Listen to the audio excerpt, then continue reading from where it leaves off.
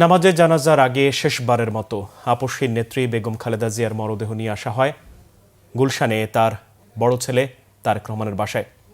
সেখানে তাকে শেষ শ্রদ্ধা ও বিদায় জানান পরিবার পরিজন এবং বিএনপির কেন্দ্রীয় নেতারা।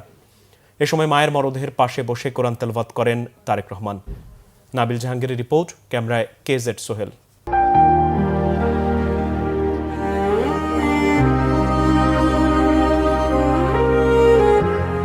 বুধবার সকাল ৯টার কিছু আগে রাজধানীর এভারকেয়ার হাসপাতাল থেকে বের হয় বেগম জিয়ার মরদেহ বহনকারী গাড়িবহর।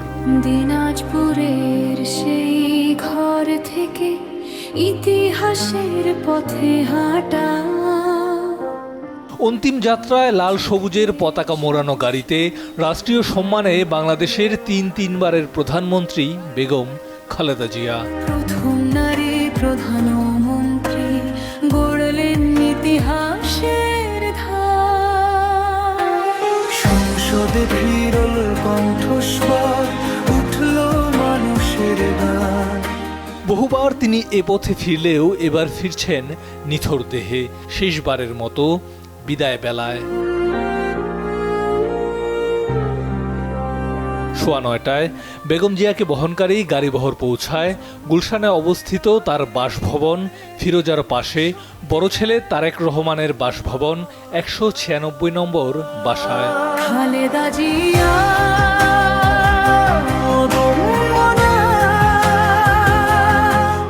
সেখানে পরম আত্মীয়কে শেষবারের মতো বিদায় জানান পরিবারের সদস্যরা। আপসহীন নেত্রীকে শেষ শ্রদ্ধা জানাতে ছুটে আসেন বহুদিনের রাজনৈতিক সহযোদ্ধারাও। এ সময় মাকে বহনকারী গাড়িটির পাশে বসে কোরআন তেলাওয়াত করেন তারেক রহমান। সেখান থেকে শেষ বিদায়ের গাড়িবহরে যোগ দেন তারেক রহমান সহ পরিবারের সদস্যরা।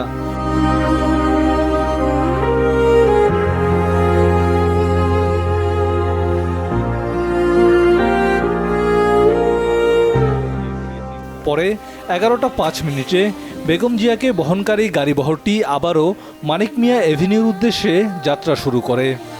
এক নারীর দৃঢ় উচ্চারণ হয়ে থাকে জাতির অনুপ্রেরণা। নাবিল জাহাঙ্গীর, বাংলা ভিশন, ঢাকা। খালেদা জিয়া সংগ্রামের